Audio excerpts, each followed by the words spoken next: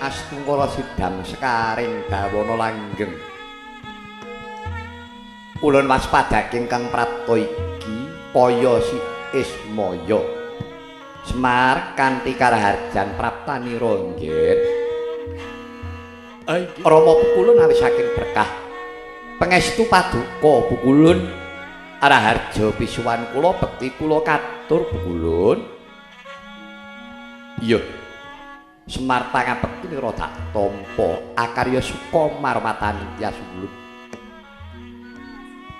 Kajaba saka kawistara sumengka pengawak bajra tekamu ing alang-alang kumite. Kawistara kalamun tangemu wigati. Ismaya apa baya ingkang dadi darunane nganti sira prapta ana ing kayangan alang-alang kumite. Kanjeng Rama Pukulun inggih mugi andadosna ing kauningan. Sowan kula ngarsa paduka Kanjeng Rama Pukulun. Esti ning manah kula badhe nyuwara wedhekaken lelampahan ingkang dumados ing Madyapada. Jagat ketaman dahuru. Dinten menika para Pandhawa badhe ngawontenaken manunggaling Pandhawa Sanga. Rama Pukulun. Lelampahan ingkang sarwa langka elok lan mokal menika kala wau. Ing atasipun kula minangka dados pamonging tuwuh. Rumanos bingung bilung-lungan raos manah kula. Kula kedah kados pundi Pukulun? Menapa kinten-kinten para titah menika mboten pitados kalian kula. Menawi to Semar sampun boten dipun pitados gesang kula wonten ing Madyapada pedah menapa Rama kula kedangon wonten ing Ngercapada mugi enggal sinendhala mayang gesang kula Pukulun. Astungkara sidam sekaring dawana langgeng. Semar aja nganti sira nggedhekake rasa pangersula. Sumurupa Ismaya kahanan ingkang sarwa langka elok lan mokal iku mau sejatine minangka warana sarta minangka jalaran bakal tumuruning kanugrahan. Lire kanugrahan ingkang bakal tumurun marang Madyapada yaiku mau bakal dumadi tentreming jagat araya waton. Para Pandhawa iku mau bisa nindakake darmaning kasatriyan kanthi adhedhasar rasa kabangsan kaping pindho darbiya watak kawicaksanan kaping telune darbenana rasa katresnan. Tegese jiwa kabang satriya lamun labuh labet nusa bangsa lan negara ora mawas. Sapa sing njaluk senjata pitulung marang para satriya mau kudu den tindakake kanthi lila legawa ikhlas tulus lahir batin. Ibarate kaya dene wong nenandur ora susah ngarep-arep woh-wohane pasrahna marang purbaning Gusti sing gawe urip. Mekaten Rama. Kaping pindhone kinantenan kawicaksanan, ngerti marang gelagat pasemoning kahanan. Sarta kinantenan rasa katresnan. Yaiku mau tresnaning bebrayan. tresnaning bebrayan ana madya padha iku mau kudu duweni rasa welas laman asih marang pepadaning urip. Lamun to para Pandhawa wis bisa nindakake kang mangkono mau, tetela bakal tinarep buka. Wahyu Jatmika bakal tumurun marang Madyapada akarya tentreming sagup para dasih. Aduh Rama, ngantos bebasan kula menika jubluking manah kula karana namung kagubel raos kabingan ngantos kula menika supe Purwadaksina ngantos kula menika kecalan kiblat tukang momong kok ora weruh karo kabeh sing dimong lha nggih setun gesang kula menika inggih Rama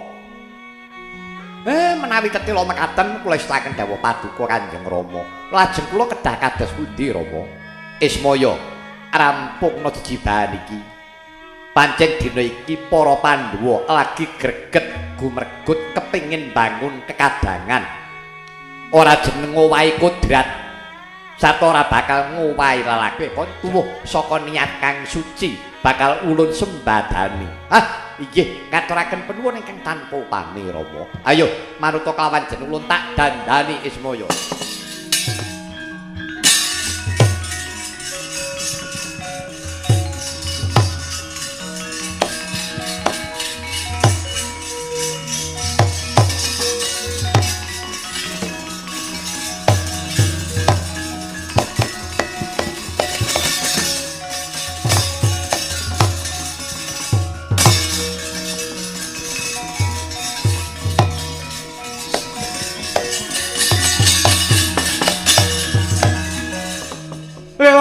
Linali saya kadriya driyas ngara marang risang kadirate ratune wong cakra kembang jaya kusuma asih mringku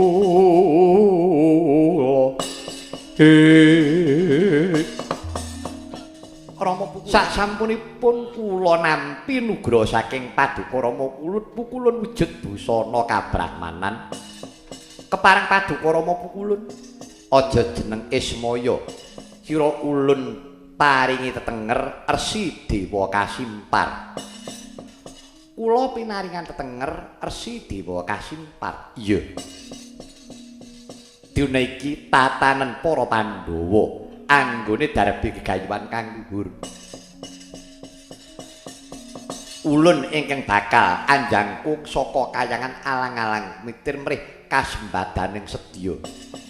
Inggih Rama pukulun.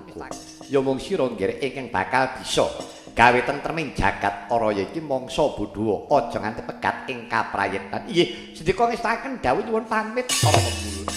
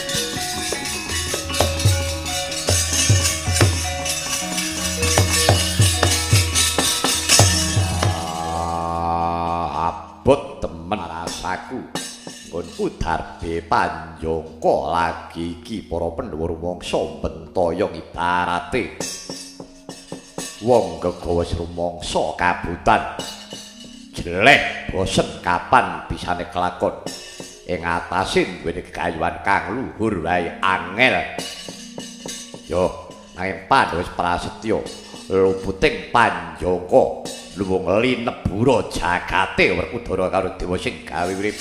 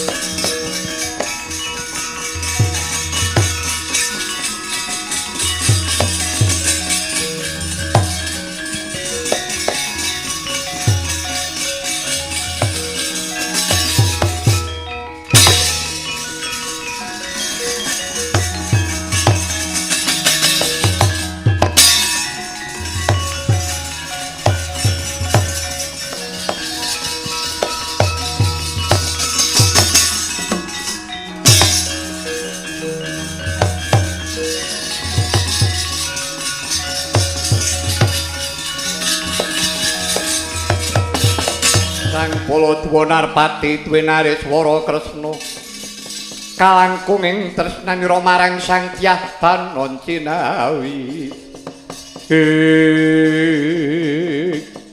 Werkudara ya jrabang kakangku aku ngerti kowe entuk pradune Si Anoman ya ngono apa ora kowe entuk pradune Si Anoman yen to pancen Baladewa sing gagahi aku ora nayogyani yen to Pandhawa Sanga iki bakal direridu wujude Si Anoman.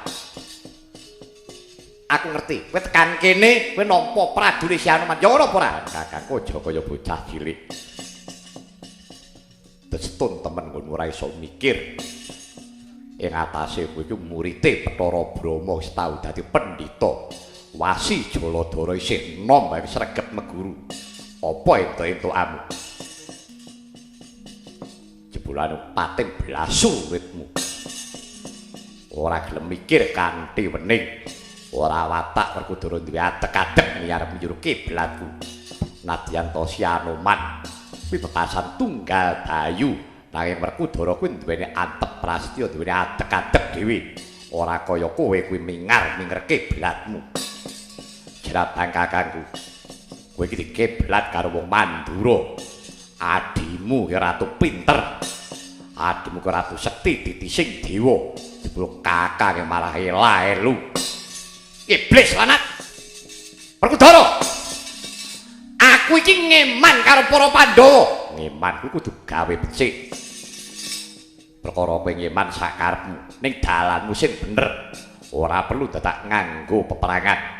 Peda apa kowe dadak nyeriki marang liyan. Anoman gawe tunapa karo kowe.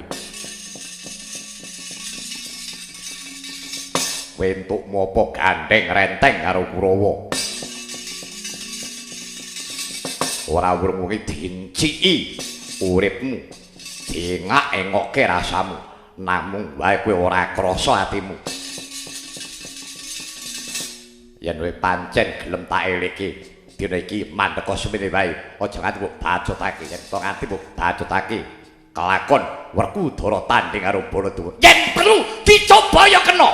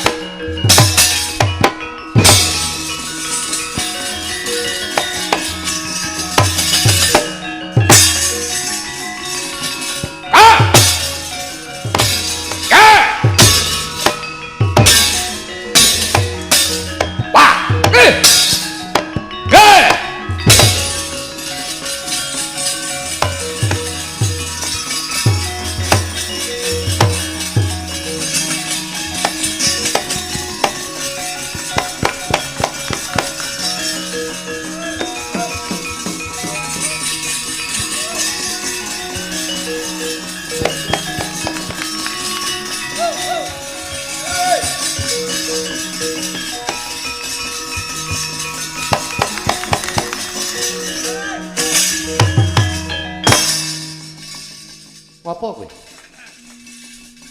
Ngopo? Lho. Keplok. Lah coba keploki sapa? Ndara Werkudara. Ndaramu Werkudara ngopo? Perang kali Sinuwun Prabu Bala. Wah, ya ampun. Pak tu genden. Pak tu genden. Ora genden iki apa? Ndara Werkudara antem-anteman kowe iki ngerti apa ora? Ene wong perang kaya ngono kok kowe ora gelem misah. Lho, kajenge nggih hiburan iki lho. Lah sakniki anane perang niku enten perkarane. Lah iya, kowe nek ya kudune ngerti. Nek pancen kowe ora ngerti perkarane, ora susah dadi punakawane wong Pandhawa. Lah ya lesang go Petruk. Kowe kuwi kon nderekke Pandhawa, kowe kuwi kon pinter. Tegese sing mbok mong kuwi ora mong wong bodho. Sing mbok mong kuwi wong pinter kabeh. Mula sing ngomong kudu luwih wicaksana, luwih pinter. Nek kowe sengamu ngono, lha gunane apa? Duwe adi kaya ngono kuwi. Ora maido to. Senengane nesu. Moro-moro agek metune muring-muring. Wong edan.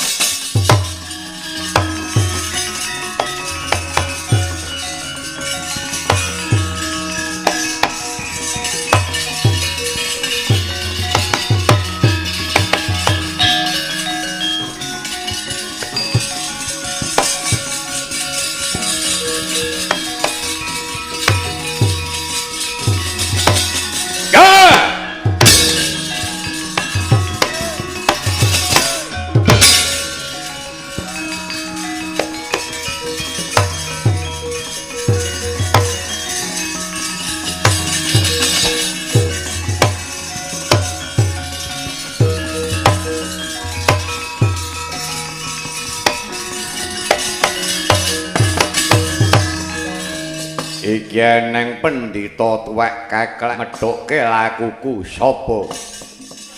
Kowe takon karo aku. Begawan Dewa Kasimpar, Dewa Kasimpar. Yo, kowe sapa? Prabu Sukma Lawung. Oh, kowe Sukma Lawung. Tak kira nek suliyem. Gruyah-gruyuh. Aku semelangne ambruk. Oh, ora susah kakean. Rembug arep apa methuke laguku. Aku ngerti kowe iki rak mung arep mbebutek banyu bening. Iki banyu iki wis butek aja mbok ubek-ubek. Ayo, kowe gelem mundur apa ora? Ora gelem mundur aja takon dosa nek buta kewirangan. Wah, wis tuwek sumbrak tekuk pedhot butungmu.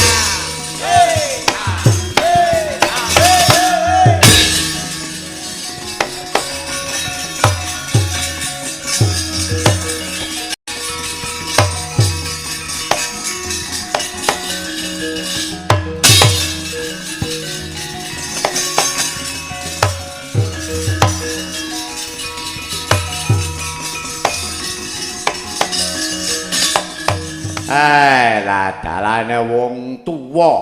Itu mandang gawe kaya ngeten sampean wong enom kok malah enak-enak ming lenguk-lenguk.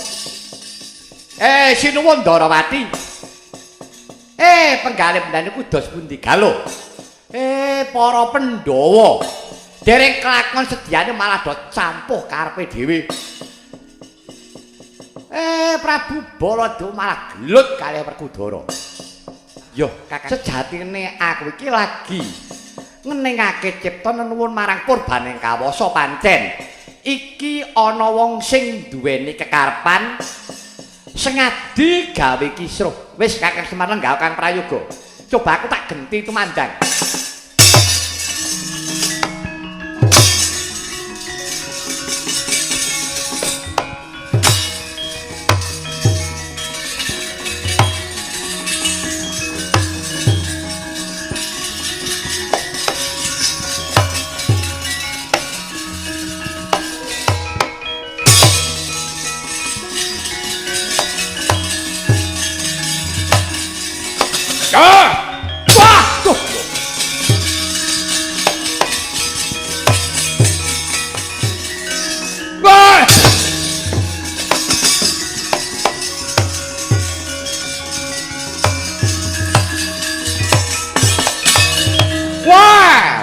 Merucut panjang kaku. Ya. Najan kepiye wae aku ora bakal teluk karo si Anoman penjangkaku. Nadyan aku wis dadi ratu ning Gandharwa ning alam penasaran. Urung lega rasane ngatu yen panjenengan urung iso ngokok getihe sekak putih. Anoman.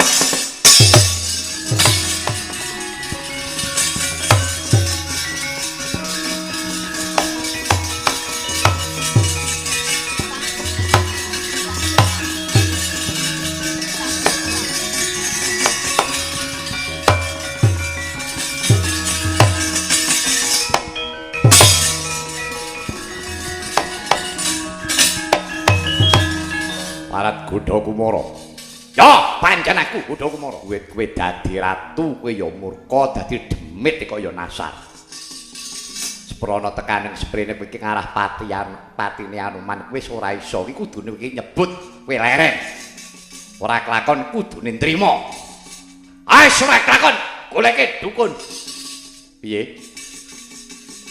War nyantet aku ngono apa piye? Ya. Kan njaluk mati kepindhan. Ngikit kupengmu.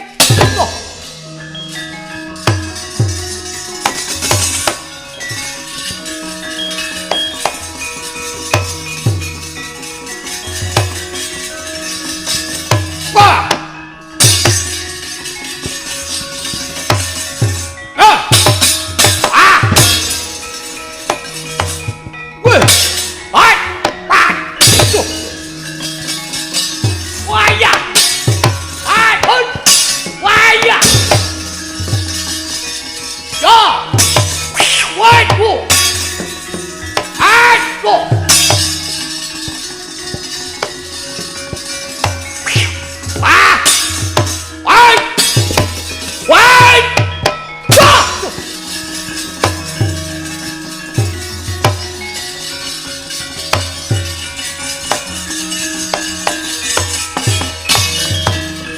Gandharwa demit gunung ungrungan.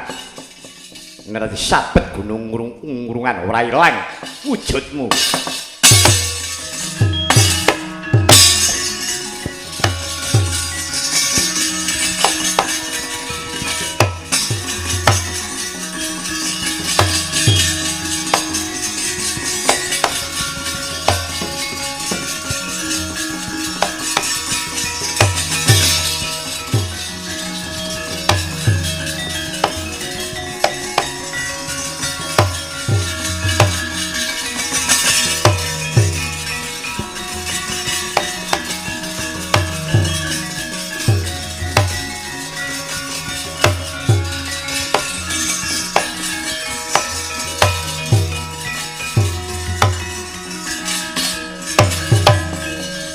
Aja mbok pisah ora-orane yen pun Kakang bakal mundur nandingi kridane Werkudara.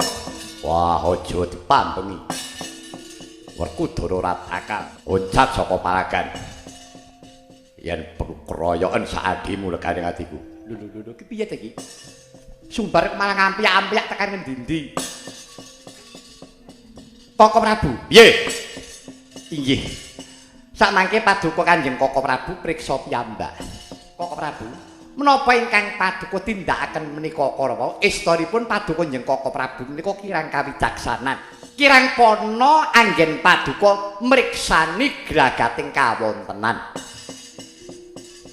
Menika ugi sang Pamong Agung Kakang Semar inggih mriksani piyambak minangka paseksyan. Nggih, Sinunandura. Niki mengki nek mang bacut-bacutke sampeyan sing kapitunan. Nggih to? Sampeyan mung manut pituduhe tengah dalan. Sing ketoke kaya kepenak-kepenakane bakal glomprongake karo panjenengan. Sakniki niku akeh tunggale. Kudu kebak ing pengati-ati. Ngaten? Wong sing pamer kabahagian, pamer perkara katentreman niku kathah. Ngaten. Nek mboten ngati-ati niku mengko bakal nyisipake tumindak mblingeraken pemanggih. Pun mangajengke. Sinten sing manggah kalih panjenengan niku? Ratuning Dedemit. Ratuning Gandarwa Gunung Ngungrungan. Mula mboten jeneng Mokal sing diarah mung Anoman sebab niku dumadi saking Godha Kumara biyen Ratu Ngalengka sing dereng sampurna patine. Seprika-sepriki tesih ngarah patine Anoman mbutuk lor kena kidul mongko Anoman iki sajeke uripe mung kanggo ngabekti. Wadene tasih dipun reridu mila sinuwun. Nggih kula dherekke sareng-sareng. Mboten sisa benten-bentenaken dupeh niku wujuding wanara. Niku nggih gedhe gunane. Jagat iki tanpa Anoman niki nggih perkara mboten iso rampung. Aduh, Yayi Prabu, kadangipun kadang.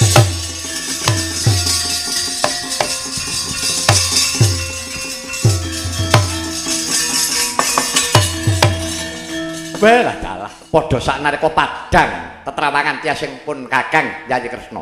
Kakang Semar banget ing panarimaku. Tujune Kakang Ismaya ngelingake kawan panjenengan ingsun yen ngono bener Kakang Semar. Wong bakal gayuh pakabagian kuwi ora gampang. Kudu kuat nampani pacoban lan panandang. Pandadaraning Gusti rak yo ngono to. Lah kene sampean ngertos. Pun to niki enten bencana sing luwih gedhe ning undur-undurane mburuning bencana niku mesti bakal enten nugraha sing luwih gedhe waton kabeh dipun tampi kanthi tulus ikhlas niku pancen pandadaran niku pacoben mengkono Kakang Semar. Nggih pun to Pandhawa cacahe wis eneng 5 enten Sinuwun Prabu Kresna, Prabu Baladewa Setyaki lan bisa njalari kekuatan katentreman, tulung tinulung daya dinayan. Yo Kakang Semar, yo Kakang Semar. Ndara Werkudara, nika bangsane berkasaan singkir kene kok.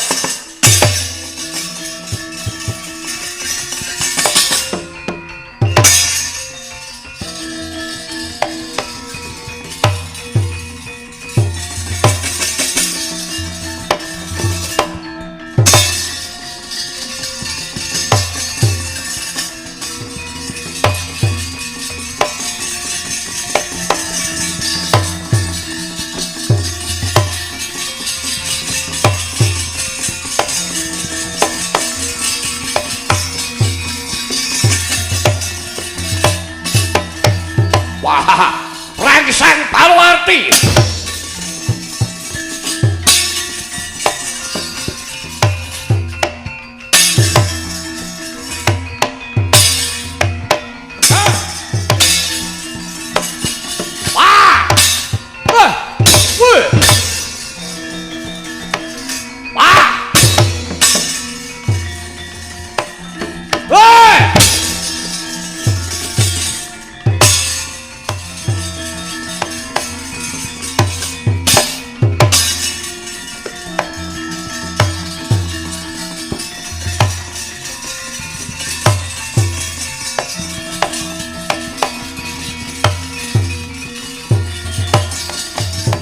Maju tatu mundur ajur Pak.